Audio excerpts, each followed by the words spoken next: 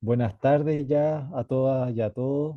Un gusto de saludarles de nuevo. Yo desde aquí, desde el campus Villarrica de la Universidad Católica, y espero que estén todos por la sala y quienes nos acompañan en línea estén bien, estén sanitos y sanitas. Eh, Hoy tenemos el gusto, el gran gusto y el gran honor de tener a la profesora Mónica Antilén eh, de la Facultad de Química y Farmacia.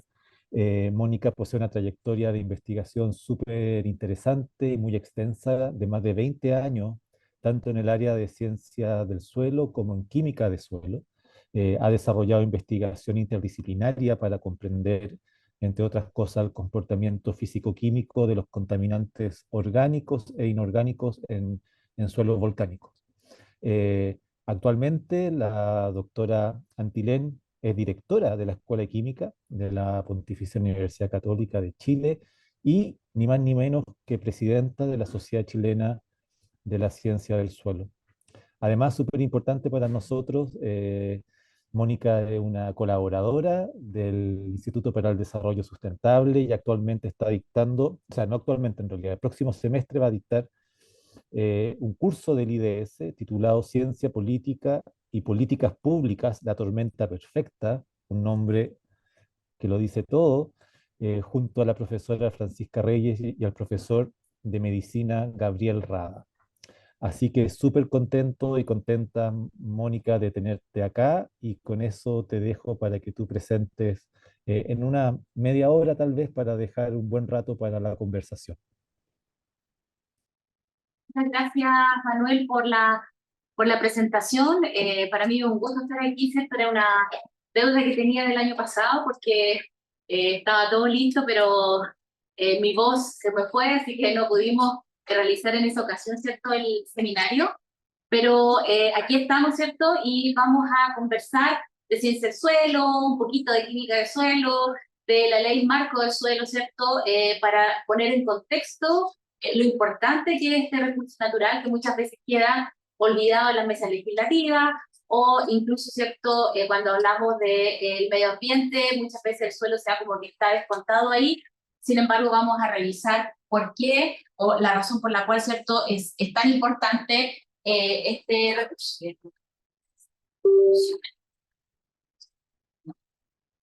Entonces, voy a- no, ya, para mover. Bueno, una de las preguntas o una de las diapositivas con las que siempre partimos cuando estamos, parece que se mueve sí.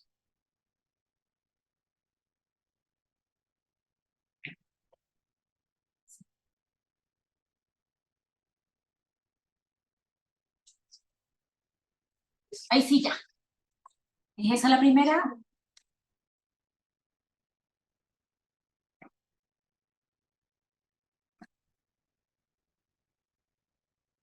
Sí, sí.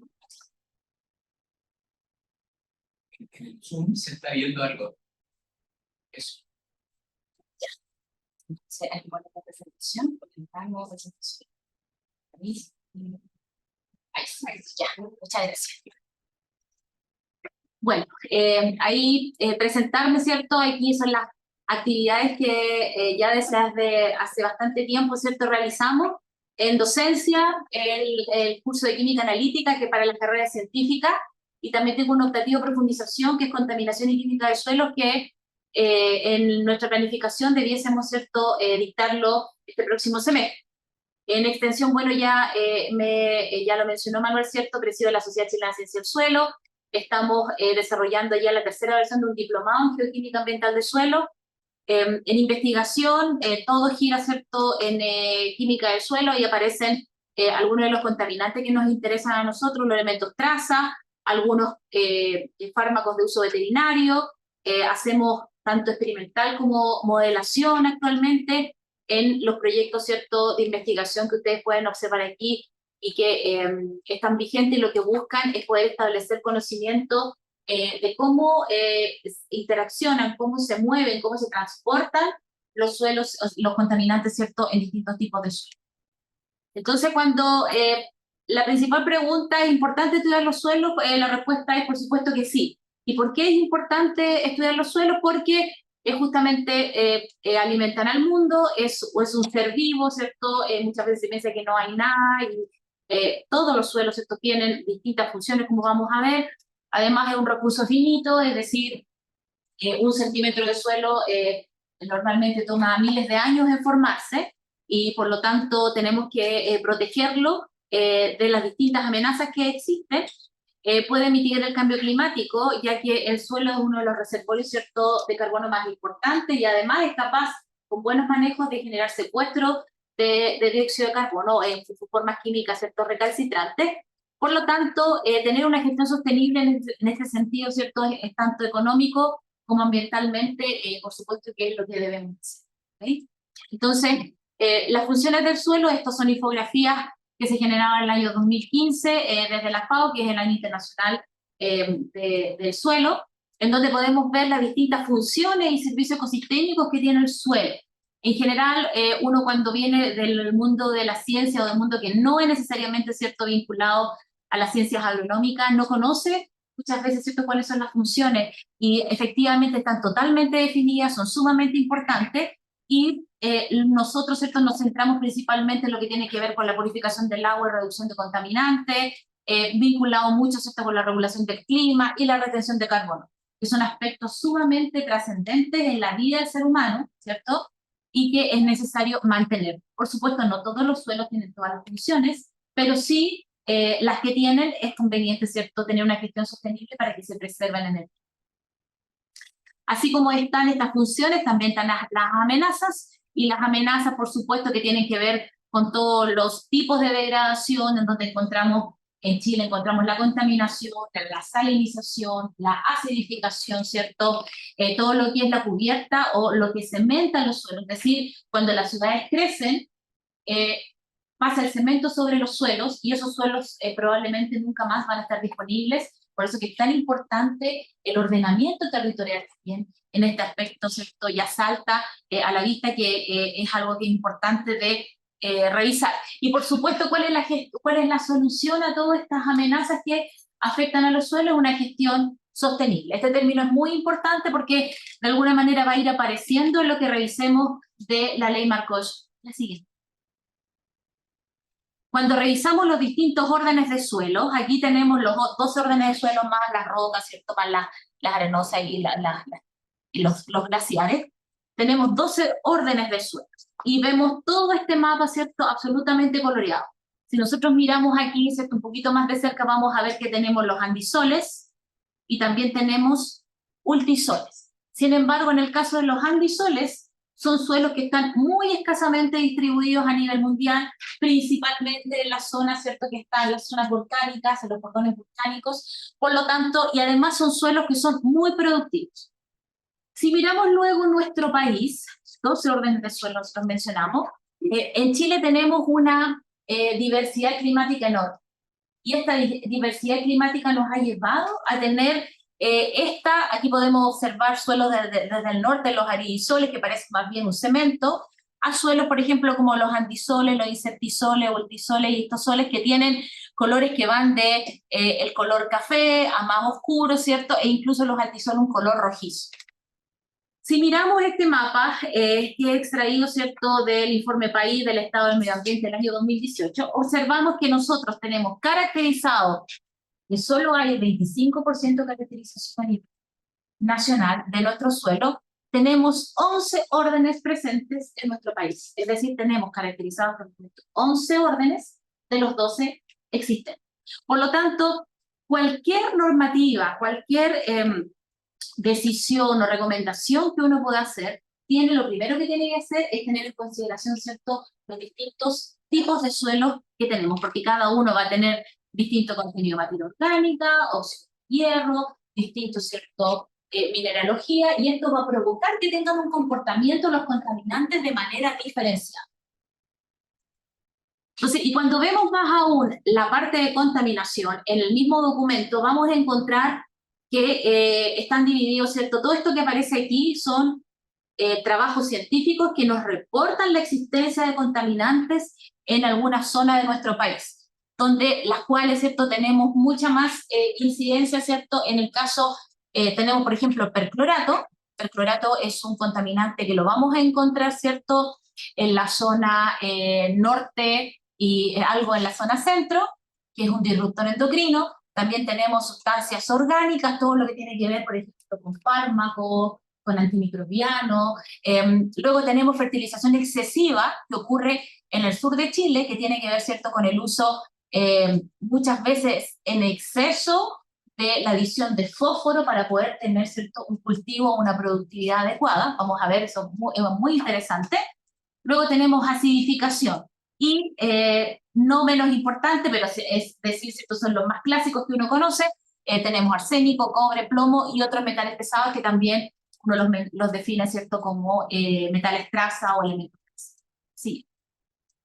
Miremos un poco el perclorato, porque es interesante, disruptor endocrino. Entonces ahí ya, ¿cierto?, sacan las alertas. Normalmente cuando hay un daño o una contaminación en los suelos, normalmente no saltan o no se toma la atención pertinente hasta que hay un daño a la salud. Podemos ilustrar ejemplo, ¿cierto?, en lo que vivimos en la ciudad de Chutabí, que no hubo problemas con las personas, eso siguió funcionando y siguió contaminando.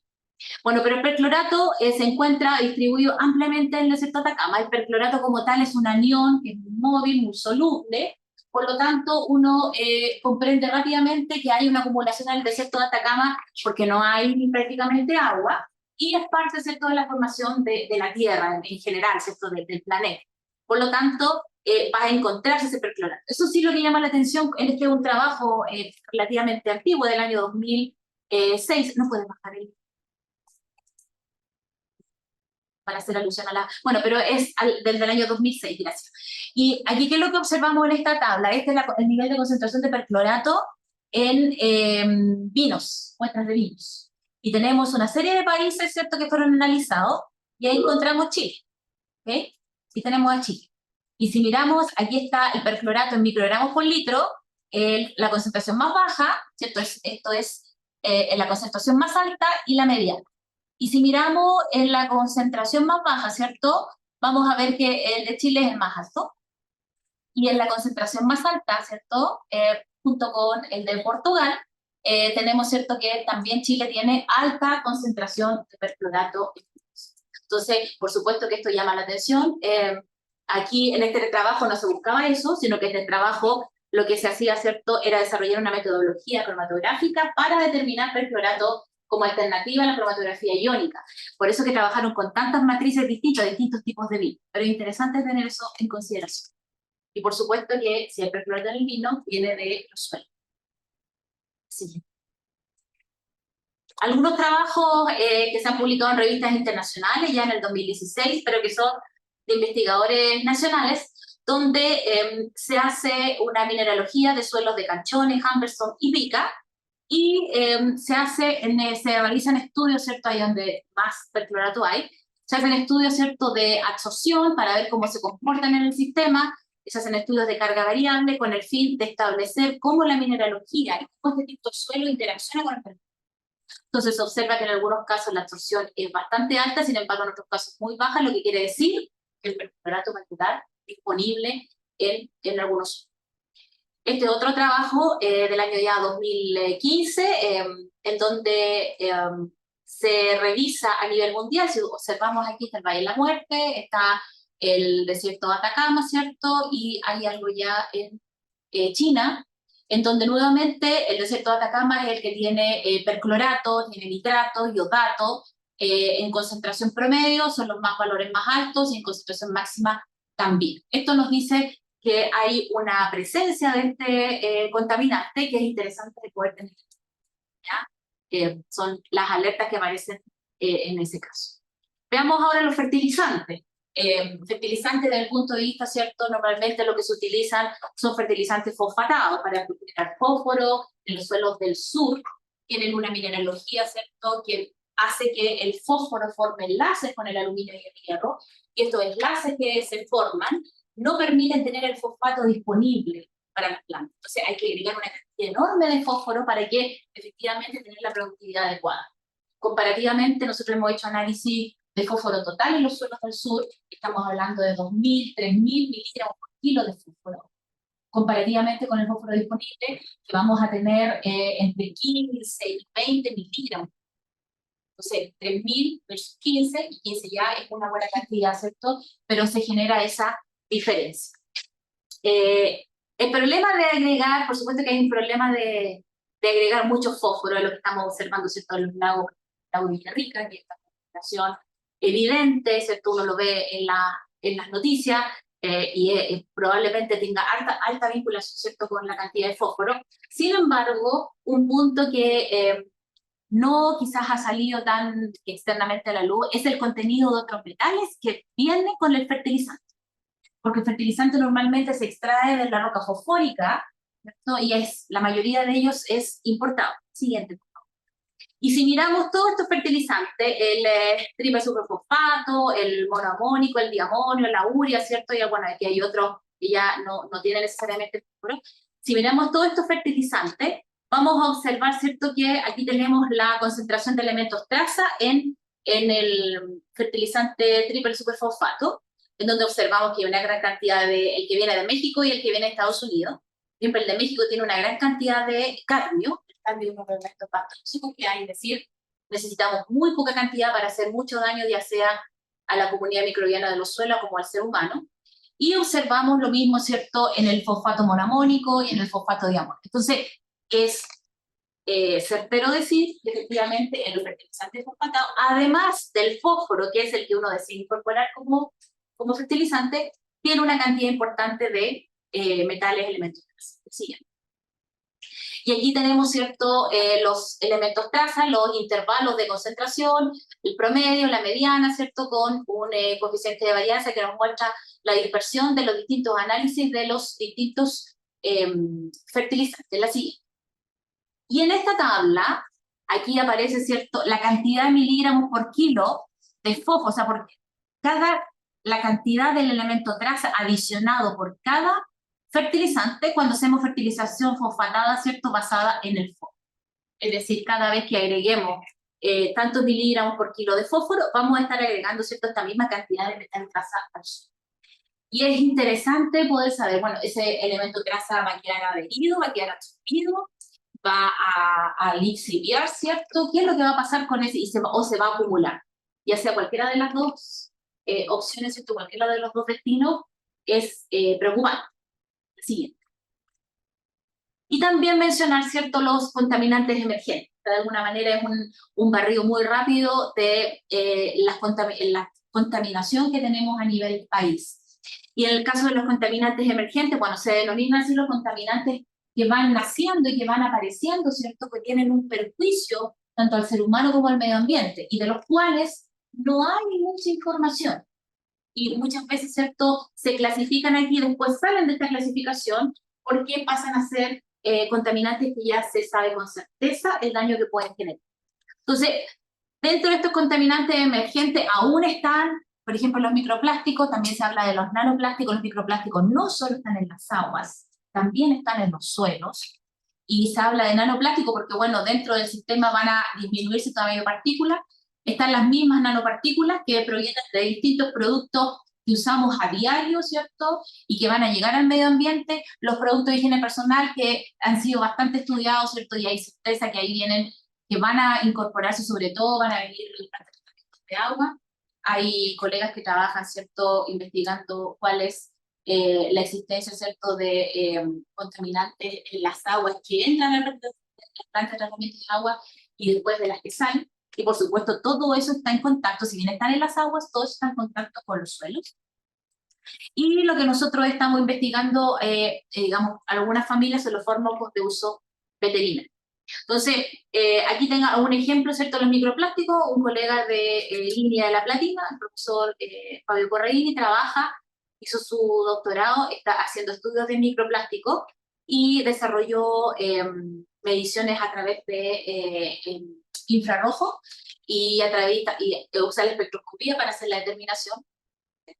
Y aquí hay distintas fibras, pellets y fragmentos, aquí hay distintas fotografías, ¿cierto?, que nos permiten observar la presencia de estos microplásticos en suelo. Esto se trabajó en los suelos que eran enmendados, los biosólidos de las plantas de tratamientos de agua. Y en resumen, ¿qué es lo que normalmente se obtiene en estos trabajos? Que hay un incremento en el número de partículas de microplásticos, ¿cierto?, después de la aplicación de los biosólidos, lo que de alguna manera es esperable, pero con esto se establece evidencia. Hay una evidencia de acumulación de microplástico en el tiempo. El biosólido es un conductor transportador, ¿cierto? Si bien tiene un componente orgánico y tiene una cantidad de nitrógeno, fósforo y potasio que son muy atractivos para la parte de los cultivos, tenemos que tener conciencia de que estos microplásticos vienen en este residuo. ¿Okay? Como son contaminantes emergentes, Fabio aquí indica, ¿cierto?, que la verdadera escala del problema debe ser establecida, es decir, cuánto es lo que va a impactar, cuánto es lo que va a tener de efecto, ¿cierto?, a nivel de la salud. Y es interesante realizar estudios futuros de la meteorización y el transporte de estos microplásticos que están presentes en los biosólidos y en los. ¿Qué es lo que hacemos nosotros? Investigamos antimicrobianos de uso veterinario. Aquí tenemos, ¿cierto?, una infografía que nos muestra claramente cuáles son las vías de exposición. Normalmente estos antimicrobianos, diversas familias se le administran a todo lo que son la crianza de animales. Luego esto, a través de sus desechos, ¿cierto?, van a incorporar estos antibióticos veterinarios de manera directa o indirecta a los suelos, a las aguas, ¿cierto?, a los cuerpos de agua, y estos van a llegar a las plantas y al ser humano. Es decir, hay evidencia que efectivamente estos antimicrobianos van a estar en el medio ambiente y nos van a afectar. La preocupación mayor normalmente es la resistencia a los antimicrobianos, porque si vamos a consumir antimicrobianos a través de las plantas, ¿cierto?, los animales, y si nosotros consumimos los animales también vamos a tener, ¿cierto?, esa resistencia que es bastante investigada. ¿A qué es lo que nos dedicamos nosotros? El primer proyecto en esta temática fue un proyecto, ¿cierto?, que ya terminó hace algunos años. ¿Y qué es lo que hicimos ahí? Si vas apretando, ¿cierto? Desarrollamos nuevas metodologías analíticas con el fin de evaluar cómo se comportaban estos antimicrobianos con sustancias únicas. Y luego se estableció la influencia de los electrolitos, es decir, yo les hablé, ¿cierto?, de que había algunos suelos que tienen un entorno, por ejemplo, de fosfato, hay otros suelos que tienen un entorno con nitratos, y uno va estableciendo la diferencia, el comportamiento o la diferencia que tiene el contaminante en este sentido. Y también establecimos, ¿cierto?, que había un comportamiento diferenciado de absorción de las dos familias que estudiamos, las fluoroquinolonas y las sulfonamidas. Las fluoroquinolonas, ¿cierto?, son aquellas familias que se absorben muy fuertemente a los suelos, a la gran mayoría, mientras que tenemos la otra familia que son las sulfonamidas, ¿cierto?, que pasan, así como decirlo muy, muy coloquialmente, pasan de largo en los perfiles del suelo y llegan a los sistemas, ¿cierto?, acuosos. Bueno, en este proyecto lo que hicimos nosotros fue justamente establecer evidencia de cómo esas familias interaccionaban con parte de la materia orgánica de los suelos, ¿okay? Que extraímos y trabajamos. Y esto nos dio pie para el proyecto que continúa, ¿cierto?, que es el que estamos desarrollando ahora, que es estudiar el transporte experimental y modelado de estos antimicrobianos. Es decir, poder conocer cómo se transporta un antimicrobiano, teniendo en consideración los procesos de degradación, ¿cierto?, y las comunidades microbianas, y para una eventual, ¿cierto?, lixiviación de estos antimicrobianos. Aquí ustedes ven, ¿cierto?, dos perfiles de suelo, y los perfiles de suelo es justamente la diferencia de la abundancia de los suelos que tenemos en las zonas cercanas a donde hay crianza de estos animales, donde tenemos, por ejemplo, suelos con bajo contenido de materia orgánica, con carga permanente y con una mineralogía, ¿cierto?, que va en consonancia con esas características, mientras que un segundo grupo de suelos donde tenemos alto contenido de materia orgánica, carga variable y una mineralogía ad hoc a ese comportamiento. ¿Por qué estudiar o por qué resalto estas características? Porque son las que nosotros estudiamos para establecer cómo el contaminante se interacciona con el suelo. Y las partículas o los suelos son distintos y esas son propiedades físico-químicas que nos permiten, ¿cierto?, comprender por qué el contaminante tiene ese comportamiento. Entonces, ahora vamos a entrar, ¿cierto?, vamos a dar como un vuelco. Yo les he mostrado evidencia, ¿cierto?, que efectivamente en Chile hay contaminación de suelo. Hay algunas que son más preocupantes que otras. Por supuesto, dejé de lado, pero porque son más conocidas, todos los elementos traza, el arsénico, ¿cierto? La situación que tenemos ahí en Puchuncaví, Quintero, que es bastante intensa. Y todo esto, de alguna manera, cae o de alguna manera nos permite comprender por qué es tan importante en lo que les voy a contar ahora de la ley del marco del suelo, ¿cierto? El eje de contaminación del suelo. Entonces, y aquí nos vamos hasta hace muchos años, ¿cierto? El año 1994, no porque antes no haya habido ninguna instancia para generar una ley de suelo, pero tenemos registro nosotros del año 94 donde hay plan de mantención o intento, ¿cierto?, de hacer una gestión sostenible eh, para proteger los suelos. Entonces yo les voy a hablar ahora del proceso de elaboración del proyecto Ley Marco de Suelo. Y así en el año 94 hay un primer documento, en ese documento, ¿cierto?, hay una planificación para poder avanzar en proteger nuestros suelos. Luego en el año 2000 hay un simposio, que todavía me acuerdo que fue este simposio, fue en la Universidad Austral, y aquí, bajo el liderazgo del senador Horvath, que bueno, que ya no está con nosotros, ¿cierto?, pero él hace una presentación de cómo es necesario vincular desde ese tiempo ya el ordenamiento territorial con una gestión sostenible.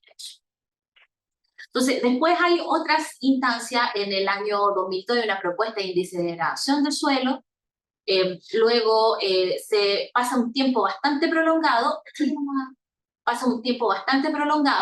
donde nuevamente el año 2015 la ONG Suelo Sustentable genera una mesa de discusión, una mesa de trabajo, donde participamos como Sociedad Chilena de la Ciencia del Suelo, y en esta mesa de trabajo se generan las bases estructurales de una normativa de suelo en Chile.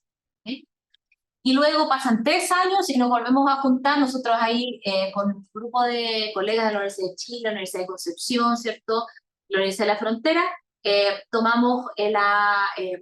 fuimos electos directiva de la Sociedad Chilena de la Ciencia del Suelo, y nos reunimos, ¿cierto?, con la ONG Suelo Sustentable, donde se integró por el Colegio de Geólogos y la Sociedad Geológica, y desde ahí comenzamos a trabajar que era necesario levantar a nivel político, ¿cierto?, necesidad de tener una ley marco de suelo. En Chile no hay una legislación que proteja los suelos hasta el momento. Y es así como en el año 2019 logramos, ¿cierto?, tuvimos muy buena llegada a la Comisión de Agricultura del Senado, y le llegamos a organizar un seminario, se llama Ley General del Suelo, el 3 de junio del año 2019. Esto nos permitió, con el apoyo de la Comisión de Agricultura del Senado, partir e iniciar un proceso de preparación de ley marco de suelo. El año 2020 se inicia el proceso, terminamos alrededor del año 2021, la pandemia nos ayudó, porque nos permitió, ¿cierto?, nos reuníamos todos los viernes, toda la tarde, con distintos colegas, generalmente eran 20, 30 personas, ¿cierto?, discutiendo sobre el tema. Y luego en enero del 2022, ingresamos al Congreso Nacional el proyecto Ley Marco de Suelo. Esa es una mirada, ¿cierto?, muy rápida, pero miremos algunos detalles. Aquí hay una fotografía, ¿cierto?, del Salón de Honor del ex Congreso Nacional. Ustedes lo ven repleto, y repleto de todas las personas interesadas, ¿cierto?, en este seminario de la Ley General de Suelo. Cuando justo ese día eso se hizo todo en una sesión de la Comisión de Agricultura. Cuando los senadores estaban en la sala en el Congreso, veían tanta gente, se preguntaban por qué había tanta gente reunida. Y bueno, y todos estábamos, ¿cierto?, reunidos. Ahí está el senador Elizalde, el senador Castro, ahí está el decano Rodrigo Figueroa, que nos acompañó, de Agronomía, ahí está el decano de la Universidad de Chile, la senadora Carmen Gloria Aravena. Ella fue la persona, ¿cierto?, la senadora que nos abrió en ese momento cuando pedimos por la ley del lobby poder ingresar y solicitar información. Ella estaba presidiendo la Comisión de Agricultura, y ella fue la que, cuando la primera vez que hablamos con ella nos dijo, las estaba esperando, porque no fueron mujeres.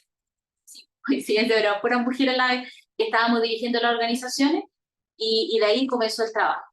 ¿Y qué es lo que se logró en este seminario? En este seminario, ¿cierto?, se logra establecer un acuerdo donde se va a generar un borrador, y ese borrador para trabajar con la Comisión de Agricultura, con la mesa que ya estaba formada, ¿cierto?, por las distintas organizaciones y poder entregar un borrador de ley. Bueno, esto lo desarrollamos con una orgánica donde teníamos un comité ejecutivo, un coordinador general, el señor Rodrigo Herrera, un equipo editor donde estaban todas las organizaciones de distintas, a nivel nacional, geográficamente ubicados de distintas instituciones. Teníamos un equipo jurídico, ese equipo jurídico en realidad había sido imposible poder avanzar en esto, y teníamos las distintas comités, ahí ustedes ven lo de cambio climático, ordenamiento territorial, contaminación y erosión, desertificación y degradación. Y luego el equipo completo, en total, éramos alrededor de 50 personas trabajando prácticamente 2 años en este proceso. Entonces, ¿qué es lo que observamos aquí? Distintas fotografías, desde alrededor de junio del 2020, donde tuvimos la primera reunión ampliada, tuvimos una primera versión, tuvimos varios subgrupos del objetivo, los principios, las definiciones, gestión, institucionalidad. Luego una segunda versión, hablamos de gobernanza, institucionalidad, instrumentos de gestión, de incentivo, y luego también trabajamos, ¿cierto?, en los comités científicos técnicos y la justificación. En realidad, cuando uno mira todo lo que hicimos en conjunto, y aquí ven, ¿cierto?, los Zoom, algunos Zoom que tomábamos cada vez que nos juntábamos, hay muchos, hay muchas actas, es una cantidad impresionante la que se dedicó a este proceso. Entonces, si bien, ¿cierto?, como sociedad, está la Sociedad Chilena de Ciencias del Suelo, está el Colegio de Geólogos, la Sociedad Geológica y la ONG Suelo Sustentable. Todos con un fin absolutamente común, muy recordadas entonces, por ejemplo, las reuniones de definiciones, porque ahí empezábamos todo, ¿no?, que la definición de suelo costó como 2 semanas sacarla. Entonces, pero todo ese material creemos que es muy útil y esperamos que en algún momento, si todo esto se pueda, efectivamente construir una ley. Ya, hay una justificación técnica porque Chile necesita una ley marco de suelo. Bueno, y aquí son infografías que preparamos como Sociedad Chilena de Ciencias del Suelo. Bueno, algunas cosas que yo ya he mencionado, son no renovables, están amenazados, son soporte para la fuente de alimentos, ¿cierto? Chile no posee legislación, en los países que no posee legislación, y bueno, justamente queremos fomentar el uso racional de los suelos para que estén para las futuras, actuales y futuras generaciones. La justificación jurídica nos hace hablar de una ley marco, esto yo lo traigo desde mis colegas del ámbito legislativo. Efectivamente necesitamos una ley que sea como una ley paraguas, hablaban ellos, lo explicábamos nosotros, que no elimine lo que ya hay, sino que justamente pueda incorporar todo lo que ya existe muy dispersamente en distintos ministerios. Si uno quiere hablar de minería, hay que ir al Ministerio de Minería, ¿cierto? Cómo se ve todo un cierre, por ejemplo, de faena. O si uno quiere hablar de contaminación, al Ministerio de Medio Ambiente. O si uno quiere hablar, ¿cierto?, de conocimiento, al Ministerio de Ciencia. Entonces, justamente esta mirada es la que hace pensar en una ley marco. El trabajo, ¿qué es lo que generó? Generó una estructura, ¿cierto?, con 4 títulos, 24 artículos y 4 disposiciones transitorias. Esta es la estructura del proyecto original. Y esto es lo que nosotros hasta septiembre del 2021 estuvimos a la espera de poder tener un apoyo del legislativo. Bueno, eso no ocurrió, por lo tanto, hubo que ajustar el proyecto para lograr tener admisibilidad. Y este proyecto de 24 artículos se redujo a un proyecto de 6 artículos y 2 títulos, para poder ser ingresado, ¿cierto?, como moción parlamentaria. Y el proyecto original, por supuesto, gran parte de la justificación y todos los otros artículos fueron incorporados a la justificación. Por supuesto, eso lo hicieron los abogados, porque ellos son los que sabían cómo incorporar toda esta información de manera adecuada y que pudiese ser admisible. Ahí hubo todo un trabajo legislativo, pero también un trabajo político que hicieron los asesores de los mismos senadores con los que estábamos trabajando. Por supuesto, estratégicamente aquí tenemos como un el 24 de noviembre ingresa al Congreso Nacional, el 29 de noviembre votado en general en la comisión, el 6 de diciembre, ¿cierto?, se hace un seminario para conmemorar el Día Mundial del Suelo, siempre el 5 de diciembre el Día Mundial del Suelo, y el 12 de enero es el gran día para nosotros porque ese día se votó en la sala del Senado, y tuvimos 28 votos a favor, 0 en contra y 0 abstención. Entonces, para nosotros eso es sumamente importante, pero sabemos que tenemos que seguir empujando y seguir avanzando en el proyecto. El 4 de mayo se formó una comisión, o sea, una mesa técnica, donde se trabajaron con los asesores las distintas indicaciones que es deseable poder incorporar de nuevo al proyecto. Aquí tenemos una carta, ¿cierto? Estratégicamente nosotros en diciembre del 2021 nos acercamos a los candidatos presidenciales para lograr tener, ¿cierto?, un compromiso de ellos, y aquí tenemos la carta firmada, ¿cierto?, por el actual presidente, donde se compromete justamente a poder apoyar un proceso legislativo que permita tener una ley de suelo. Entonces, ahora, este viernes, en la tarde, tenemos una reunión con el Ministerio de Agricultura para justamente retomar, una cosa que está todo el tiempo potenciando. Entonces, el objetivo del proyecto este que aparece aquí es regular la gestión sostenible. O sea, ese término que es muy importante para resguardar su protección, conservar, restaurar, con la finalidad de evitar su destrucción, degradación, promover su identificación, porque hay solo un 25% de suelos caracterizados a nivel nacional. Estudio, clasificación, conocimiento, considerando los tratados internacionales ratificados por Chile, vigentes y que tengan que ver con la materia. Entonces, el objeto del proyecto es: hay varios principios, ¿cierto? Este principio científico, la integralidad, mucha discusión tuvo el principio precautorio, el principio de participación ciudadana, gobernanza, ¿cierto? Algunos de ellos están, pero no en el proyecto a que hubo que tener admisibilidad. Y aquí están algunas definiciones, ¿cierto? Están contaminación de suelo, contaminante de suelo, que si uno dice, bueno, contaminación de suelo es todo lo que genera daño, ya, pero daño de qué. Entonces, la línea base. Y ahí ¿cómo he terminado la línea base? Entonces, toda esa discusión se generó en el proceso, ¿cierto?, de creación de la ley. ¿Cuáles son las normas a reponer? Y aquí ya estamos terminando. ¿Cuáles son las normas a reponer? Primero, el modelo de gobernabilidad, eso hubo que eliminarlo. ¿Qué es lo que nosotros proponíamos? ¿Cierto? Una comisión interministerial de suelo, donde estuviera el Ministerio de Medio Ambiente, el de Ciencia, nivel de urbanismo, ¿cierto?, el de social, de minería, bienes nacionales y minería. Es decir, todo lo que tiene una mirada absolutamente de las distintas disciplinas, no solamente la parte científica, no solamente la parte de agronomía. Por supuesto, ¿quién lidera esta comisión? El Ministerio de Agricultura.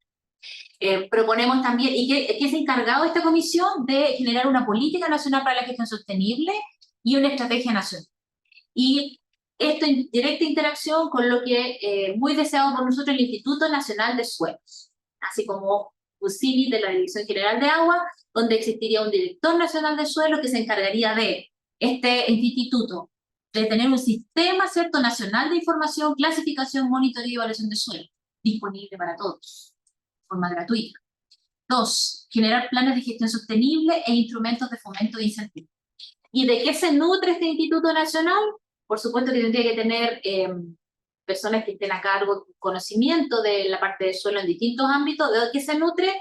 De las 5 comisiones macrozonales, para justamente poder tener una información directa. Y estas 5 comisiones macrozonales es donde se colecta la información cualitativa de los territorios, es donde está insertada la participación ciudadana. La otra norma a reponer son los instrumentos de gestión sostenible, donde hay un sistema de prevención de contaminación suelo urbano y rurales, un sistema de gestión para la prevención de la degradación física y biológica de los suelos, y los instrumentos de fomento e incentivo, que están sobre el privilegio de la adjudicación de fondos públicos, los nuevos instrumentos, las indicaciones para la elaboración de los instrumentos. ¿Qué es lo que nosotros hemos aprendido muy rápidamente? ¿Cierto? Hemos aprendido a hacer alianzas. Lo hablo, ¿cierto?, desde el punto de vista académico, porque aquí hay varios académicos que vamos a ver, ¿cierto?, quienes han participado. Hacer alianzas con el mundo político, con distintas organizaciones para poder llegar efectivamente a la sociedad civil en general, por la importancia. El trabajo con los abogados y científicos. Si nosotros los científicos hubiéramos juntado a estas sociedades científicas y no hubiéramos tenido el apoyo, ¿cierto?, de los abogados, jamás habríamos podido elaborar del trabajo que se hizo en todos distintos ámbitos, ¿cierto?, un texto que efectivamente estuviera escrito para ser admisible. También aprendimos cómo entregar la información, porque nosotros, los que estamos en la academia, estamos siempre mirando o trabajando, haciendo clases o participando en eventos científicos, y aquí tuvimos que, a veces tenían 2 minutos teníamos que establecer cuál era la importancia del suelo y por qué había que legislar. Y que un senador a uno le preguntara algo, ¿cierto? Era que llamamos la atención. Entonces eso también es para nosotros un aprendizaje, en donde un concepto, una imagen y un número. Siempre, ¿cierto? Teníamos que trabajar así para poder tener impacto. ¿Cuáles son las visiones que tenemos la doctora Yasna Tapia, de la Universidad de Chile? ¿Cierto? Es una deuda de sustentabilidad con el recurso suelo. La doctora Cristina Muñoz, de la Universidad de Concepción, diferentes regiones e instituciones que representan el país, todo por un bien superior. También tenemos a profesor Felipe Augusto, que en ese tiempo en la Universidad de Concepción, ahora está en la Universidad de Texas, ¿cierto? Todo lo que resalta el aspecto multidisciplinario y transdisciplinario del trabajo que hemos venido desarrollando. La profesora Claudia Roja, de la Universidad de O'Higgins, donde la academia, ciudadanía, sector productivo, Estado están llamados a actuar, es decir, nos juntamos para un bien común. Y tenemos también a José Dorner, de la Universidad Austral, ¿cierto? Un acierto, una integración de distintas visiones desde la Academia Técnica y Legal. Ex presidentes de la sociedad, el profesor Eric Zagal, el profesor Pablo Cornejo, ¿cierto? Que de alguna manera recuerdan al senador Horvath, porque Pablo le tocó, ¿cierto?, conversar, estar en las mesas en el año 2015 con él. ¿Y cuáles son nuestras ideas fuerza de este proceso? La articulación de la academia de la sociedad científica, importantísimo. La estrategia en la entrega de la información, las mesas de trabajo científico-técnicas y los aspectos legales, y las alianzas, ¿cierto?, entre la academia, sociedad civil, política. En realidad, sin eso es muy difícil poder llegar a un proceso exitoso, como nosotros lo consideramos hasta el momento. Esperamos que siga más exitoso y podamos mover hacia el lado de una legislación. Así que solo despedirme recordando que el 5 de diciembre es el Día Mundial del Suelo siempre. El año pasado fueron los suelos, origen de los alimentos, ¿cierto? El lema en esa ocasión. Esperamos este año poder también impactar con el Día Mundial del Suelo, y los invito a todos a participar en las diferentes celebraciones que se organizan a nivel nacional.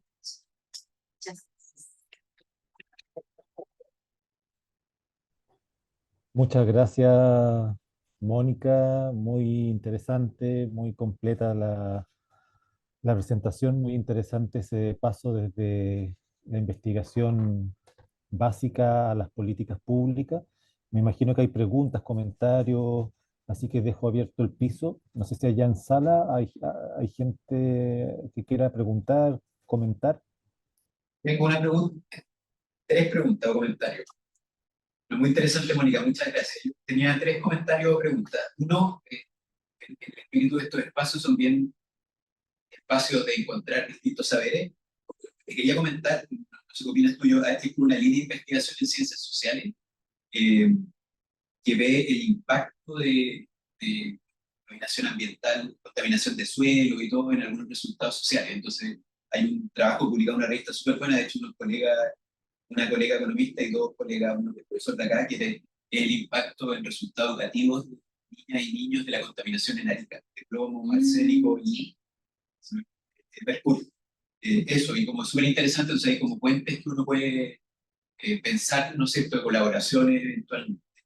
Lo segundo tiene que ver con como la discusión de la ley de marco del suelo, que yo la encuentro apasionante, así como me llama mucho la atención, habiendo trabajado harto en políticas públicas.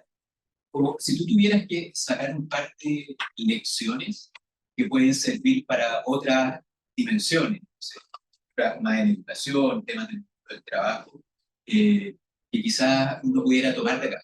Todo este proceso de partir de una discusión como de traer la ciencia, entrar una conversación con el mundo político, terminar con una ley de marco, ¿no? Con una propuesta, ¿no es cierto? Como bien potente. Yo creo que ahí quizá hay aprendizajes que nos pueden servir para otros desafíos. Y tercero, me quedé metido un poco, hablaste al final de esta institucionalidad intersectorial. También hay, ¿qué opinas un poco más? Porque yo conozco más la institucionalidad que tiene que ver con desafíos, de nuevo, de pobreza, de educación, de, no sé, informalidad laboral, que son temas súper intersectoriales y que en verdad no se han respondido bien hasta ahora. O sea, no hay respuesta intersectorial. Básicamente hay descoordinación, esas tres cosas. Entonces, muy interesante. Okay. Partir comentando, ¿cierto?, la última. Justamente, yo creo que es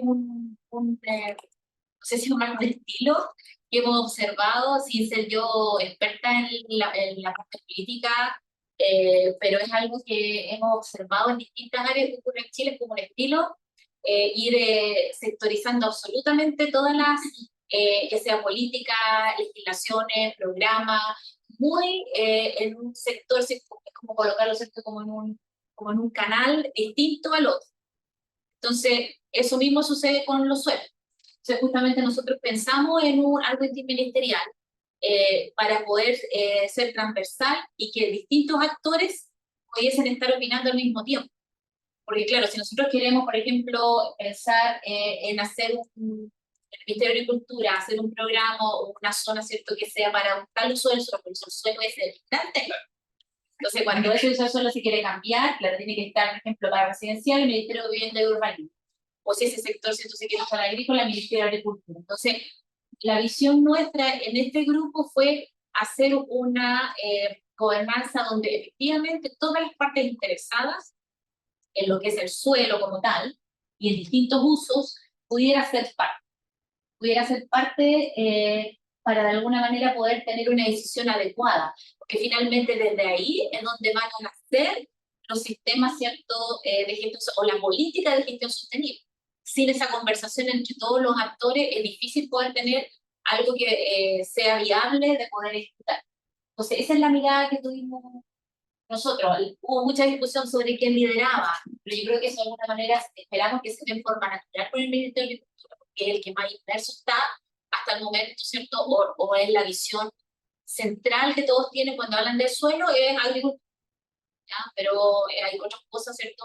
Hay otros puntos, por eso parto siempre yo hablando de las funciones, que a veces no las tenemos tan claras cuáles son. O sabemos que están, o las percibimos, pero no tenemos esa fijación de cuáles. Ya, ese es el primer. El primero era lo de las elecciones. La contaminación en la alimentación, en educación, Ya, social. ya. Segundo era lo de las elecciones, ¿cierto? Las elecciones de la ley marco. Ya, a ver, para nosotros, o sea, para mí, yo hablo, ¿cierto? Voy a hablar un poco de lo que hemos conversado a nivel del grupo que participamos en este proceso y después lo que ha significado más personal. El grupo completo opina que efectivamente tenemos que este es un modelo de trabajo, ¿ya? Nos lo han dicho y nosotros nos sorprendimos cuando nos dijo eso, por ejemplo, los senadores. Este es un modelo de trabajo que es inédito. Nadie buscó hacer algo inédito, sino que nació del incentivo, ¿cierto?, de motivaciones más bien personales, de justamente las personas que estábamos liderando en ese momento sociedad científica, sociedad civil, como la ONG, y de encontrar en el mundo político una llegada inmediata. O sea, la senadora nos dijo, por eso que siempre la menciono yo, habiendo ciertos senadores, estaban senadores, ¿cierto?, de distintas tendencias políticas, siempre lo mencionamos porque nunca, por ejemplo, se vinculó con la parte política, a veces, independiente de cuál fuera la tendencia, todos opinaban, ¿cierto?, que era necesario estar. Entonces, tuvimos una llegada inmediata, yo creo que hubo así como una articulación perfecta entre política, sociedad civil y la academia. Esa es la mirada general, la mirada de las elecciones, que efectivamente es factible, es viable poder hacer este tipo de instancia cuando hay una motivación o cuando hay un bien común. Suena como unas palabras bonitas, pero ¿verdad? Eso era. O sea, tener ahí sentado, por ejemplo, yo les mencioné en su momento, estaba la directora del Departamento de Ingeniería y Suelo de la Universidad de Chile, estaba el decano de Ciencia Económica de la Universidad Austral, estaba, ¿cierto?, los senadores, habían abogados, está la directora de INDAP, estaba así, teníamos la subdirectora de línea de investigación. Entonces, estaba una cantidad de personas profesionales absolutamente, ¿cierto?, disponibles para poder trabajar en eso. O sea, la gran lección es eso, que es viable trabajar un modelo en donde haya esta trilogía política, academia y sociedad civil, ¿cierto?, para un modelo para impulsar alguna, se puede conversar y se puede generar eso. Desde el punto de vista personal, para mí en realidad es y sigue siendo un privilegio. En alguna ocasión, ¿cierto?, eso pide no utilizar tiempo para las otras cosas. Sí, efectivamente, claro que el tiempo el que uno utiliza, pero para mí es un tiempo tan bien invertido, es un tiempo, ¿cierto?, que me permitió crear un puente, no solo a mí, por supuesto, pero yo creo que aquí hay una creación de un puente entre lo que es la academia y el exterior. Nosotros, los científicos, siempre como que en su laboratorio o en su entorno y conversando sobre lo que hacemos el mismo tema, yo creo que esta salida que tuvimos varios, porque no soy la única en la universidad, hay varios colegas de la está Eduardo, está Ignacio, ¿cierto? Que también fueron parte del proceso, Pablo Martínez, de Ingeniería, en su momento Carlos Bonilla, cuando estaba acá. Entonces, fuimos varios los que quisimos, ¿cierto?, participar. Para mí, en realidad, siempre lo digo, un privilegio, es uno de los hitos para mí como académico de poder efectivamente entregar un granito de arena, porque no todo es contaminación, pero un granito de arena, ¿cierto?, es el proceso. Y lo último es lo que me decía sobre la parte de vincularse con las otras miradas. Bueno, justamente a mí una de las cosas que siempre me llama la atención, bueno, uno tiene la mirada química, así como muy química. O sea, a ver, pero ¿qué pasará si uno da otra mirada, ¿cierto?, de otro punto de vista? Y en el último trabajo que sacamos, conocí por estas cosas, ¿cierto?, de exalumnas, tenían vinculación con unas científicos que trabajaban, economistas, que eran de la Universidad de Islandia, de la ciudad de Reykjavik. Ellos se especializaban en hacer evaluaciones en función con esta información que nosotros teníamos, evaluaciones de cuál era el impacto de los costos, por ejemplo, en la salud, de los costos a nivel de hospital, ¿cierto?, a la salud pública, que podían hacer en función de la información que tenían. Entonces, a ese trabajo le dimos otra mirada, le dimos otro enfoque, y felizmente entró una revista súper buena. Entonces, pero yo creo que eso es lo que uno debe hacer para poder tener una mirada. Por ejemplo, me encantaría a mí poder una mirada de cómo están los distintos suelos, cómo se comportan distintos los contaminantes, y cómo educamos o cómo vemos desde cómo le afecta al ser humano eso. Entonces, desde mi ignorancia de esa área, pero me gustaría a mí poder vincular eso. Creo que ese es el camino para poder entregar información más integrada, no tan separada como lo vemos, por ejemplo, con lo de... Gracias, Mónica. No sé si aquí por lo menos online tenemos una pregunta de la profesora Francisca Reyes. No sé si allá en sala hay otra. Podemos juntar tal vez un par de preguntas. Fran,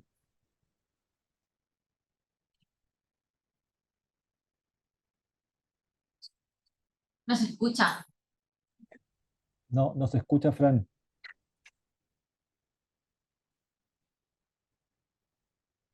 No se escucha. No sé si en sala hay alguna pregunta. Yo tengo una duda muy puntual, pero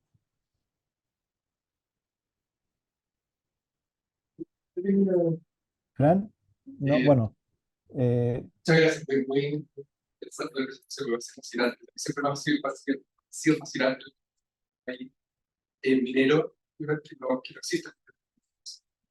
Eso también es parte de hacerlo posible.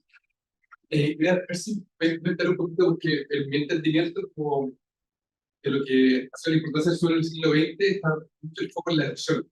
Con la ley de bosque nativo al siglo XX, después ya con la ley 701, que se llama las motivaciones de la erosión. Y dentro de esas políticas siempre ha estado como la industria un poco como muy presente dentro de la discusión de esas políticas públicas para el gestión de suelo de esa visión bien limitada. ¿Sí? La pregunta es cómo esta perspectiva de suelo, que es mucho más holística, mucho más allá de la erosión, cómo se debería ver el rol de los privados en una visión de cuál es el rol de los privados de la industria en lograr un desarrollo sostenible del suelo bajo esta perspectiva política. ¿Qué debería cambiar respecto a esa perspectiva mucho más restringida a la erosión del siglo XX? A ver, la erosión... Mónica, Sí, sí, juntemos con una pregunta de la Fran Reyes y así cerramos porque ya quedan 2 minutos. ya. Fran, Ay, chuta, Manuel, me traumaste. Mónica, primero, muchísimas gracias por venir. Me disculpo, yo también estoy en cama, la tercera edad y el sincicial no hacen buena combinación. Oye, Mónica, yo junto con Felicitar, conozco muy bien de cerca, he tenido el privilegio de conocer mucho tu investigación, pero sobre todo el compromiso público y con que has desarrollado tu actividad docente, investigadora de estos últimos años.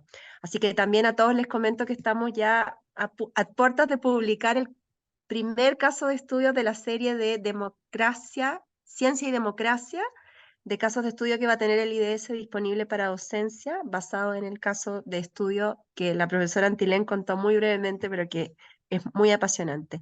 Yo tenía una pregunta que es como súper práctica, Mónica.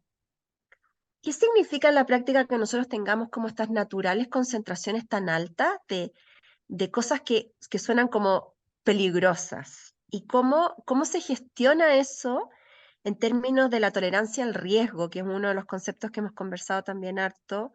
Porque parece que nosotros tenemos una concentración natural, como sin que tengamos que hacer nada, de muchas cosas, el perclorato y otras que tú mencionaste ahí. Entonces, ¿cómo se gestiona eso también desde el punto de vista de la ciencia que se hace en Chile versus la ciencia que se hace en otros países del mundo? Y cómo la ciencia informa las regulaciones y estándares internacionales, porque yo me imagino que quizás el estándar internacional de máximo de no sé qué cosa en Chile no aplica nomás. Es una pregunta de pura ignorancia en el fondo. En el caso de lo que tú mencionas, ¿cierto?, sobre la concentración tan alta, justo ahora estamos trabajando con un grupo de colegas que viene de este grupo que se gestionó en este proceso de ley. Estamos trabajando en entregar criterios para la norma primaria de calidad de suelo, que llamó hace como un par de meses el Ministerio de Medio Ambiente. Y el principal inconveniente es ese. Porque, por ejemplo, si pensamos en el arsénico que hay probablemente en la región de los lagos, no tiene en un suelo en forma línea base, no tiene nada que ver con el arsénico que, por ejemplo, hay en Antofagasta.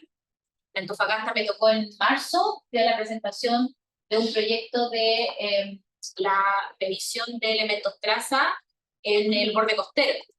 Y así literalmente es como para salir arrancando de Antofagasta. O sea, la cantidad que hay es enorme, pero es enorme. O sea, hablamos de más de 1.000, 2.000 miligramos por kilo suelo y en algunos casos más todavía, de contaminantes que son sumamente tóxicos, ¿ya? Sumamente letales. Que claro, están en el suelo, pero en el norte casi no tenemos materia orgánica. La materia orgánica, una de las propiedades físicas que genera los suelos, es el poder cementante, es decir, un suelo que puede pasar un viento por ahí, pero las partículas solo no se van a levantar y van a transportarse. En cambio, en el norte sí va a pasar eso. Si hay un viento por ahí, ¿cierto?, el suelo se levanta, y eso es lo que me preguntaba recién, ¿cierto?, el principal agente de degradación de los suelos, la erosión. La erosión es uno de los más importantes procesos de degradación que tenemos a nivel país. Entonces, efectivamente, cuando hablamos de los niveles que son contaminantes en forma externa, por eso a veces la gente dice, no, es que vamos a usar, porque no tenemos normas, no tenemos ley, vamos a usar la norma italiana o vamos a usar la norma de Estados Unidos o la norma mexicana, y usan distintas normativas de acuerdo a lo que se adecua, ¿cierto?, o de acuerdo a lo que les conviene muchas veces también, ¿ya? Entonces, es todo un desafío el cómo se considera a nivel nacional la legislación externa, y en este proceso de normativa, ¿cierto?, primaria de calidad de suelo, lo que nosotros ya estamos estableciendo son macrozonas, distintos niveles base, para poder hacer una recomendación. Sin embargo, nos encontramos, como en mi grupo tenemos abogados también, nos encontramos que los abogados nos dicen, ojo, en las normas primarias de calidad se tiene que dar un valor. Pero ¿cómo vamos a dar un valor para todo Chile? Entonces, ahí es donde vamos a tener que necesariamente indicar, nosotros no vamos a hacer la norma, simplemente estamos haciendo indicaciones. Pero es esto del arsénico, el cobre, muy alto en la zona norte, y efectivamente es necesario tomar distintas precauciones o distintos criterios para poder aplicarlo. Va a ser todo un desafío aplicar una norma primaria de calidad en Chile. Si, por ejemplo, si pensáramos en el arsénico, el valor va a ser distinto para el sur que para el norte. Sí, como es una norma primaria de calidad, tiene que ver la salud humana. Entonces ahí el arsénico, haya mucho arsénico en el suelo, poco arsénico, la cantidad que va a afectar al ser humano es la misma. ¿Ya? Por eso que para, por ejemplo, toda la norma primaria de calidad de las aguas es la misma que en cualquier parte del mundo, porque es el daño que le va a hacer al ser humano. Entonces, eso va a ser lo mismo para todo, pero como el suelo no se come nada, entonces ahí hay que tener también otra mirada, porque a través de los alimentos que se pueden transferir, ¿ya? O a través de la erosión, el viento, ¿cierto? Toda la parte eólica que tiene también que ver esa parte. O sea, contestando un poco esa pregunta, Francisco. Y de ahí pasando a la pregunta que me hacían respecto a lo de la erosión y la mirada, ¿cierto? Desde el mundo de la industria, del cuidado, es algo que discutimos mucho en el grupo, el comité editor, de cómo se consideraba este aspecto. Y claro, algunos decían, no, el que contamina paga, pero también muchos insistíamos, ¿cierto?, en la prevención de la contaminación. Por eso que en el objeto dice prevención, recuperación, porque ahí lo ideal, decíamos con los abogados, bueno, ¿qué hace una persona cuando llega a un lugar y está contaminado? Entonces esa persona va a comprar el sitio contaminado, entonces hay toda una consecuencia de cómo sea la mirada. Para nosotros la mirada es el prevenir. Si una industria y los privados contaminan, tienen que diseñar necesariamente la ley, ¿cierto? Les solicita que hagan un proceso, ¿cierto?, de remediación, o que los procesos que realizan, ¿cierto?, sea minimizada su contaminación, porque ahora la ley de bases generales del medio ambiente nos dice que establece los potenciales sitios de contaminación, y después que se ven todas las industrias que hay, la potencialidad de contaminación, se hace una jerarquización, y eso se jerarquiza y se dice, bueno, los más importantes son entonces, ahí vamos a hacer medidas, no en todas partes se hace medidas, que es lo que nosotros hemos visto que sucede con esto de la ley de base general. Pero es un tremendo tema ese, porque finalmente el espíritu de esta ley no es detener el avance económico, el avance de la producción, ¿cierto? Pero sí que tiene que ir al lado de la gestión sostenible, es decir, prevención, ¿cierto? Y pensando en una industria tiene que minimizar, porque finalmente con la legislación es la única forma de que se pueda hacer, si bien hay empresas que hacen actividades, ¿cierto? Para recuperar o de forma voluntaria, lo ideal sería eso que estuviera normado y a través de la ley se podría lograr, sin impedir el desarrollo, por supuesto, porque ese es como el temor, ese es como que la ley va a venir y va a cerrar todo lo que no, o sea, no es más la idea, es que es justamente acoplarse a lo que ya hay y mejorar los procesos de prevención para tener menos lugares que remediar, porque si seguimos así va a estar contaminado, así como un ejemplo de un ecosistema contaminado en la zona, ¿cierto?, de la quinta región. O sea, ahí hay un polo de contaminación enorme que es como, está como así como una olla a presión, ¿cierto? Y cuando se hace un cambio, se echa a andar una industria, todo colapsa. Eso no requiere, porque está todo ya en un sistema está contaminado, por ejemplo, suele ya hay un impacto inmediato a las personas cuando eso se echa a andar.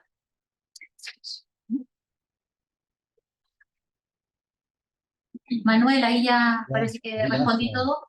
Sí, sí, sí, sí. Pucha, súper interesante. Me imagino que varios nos quedamos con alguna pregunta. Ya, la mía ya te la voy a hacer por interno. Eh, Te agradecemos mucho, mucho, mucho, mucho, Mónica. Ya son las 1:07, así que te vamos a dejar liberada y también a quienes asistieron. Eh, Muchas gracias por presentar y te dejamos invitar desde ya a nuestro próximo coloquio que va a ser en unas cuantas semanas más. De nuevo, muy agradecido y agradecido a todas y a todas quienes nos acompañaron y nos vemos en nuestra próxima sesión. Gracias, Cata, gracias, Benja, y nos vemos. Chao. Gracias, Mónica, un beso grande. Chao, Fran, chao, que estés bien. Chao, Manuel.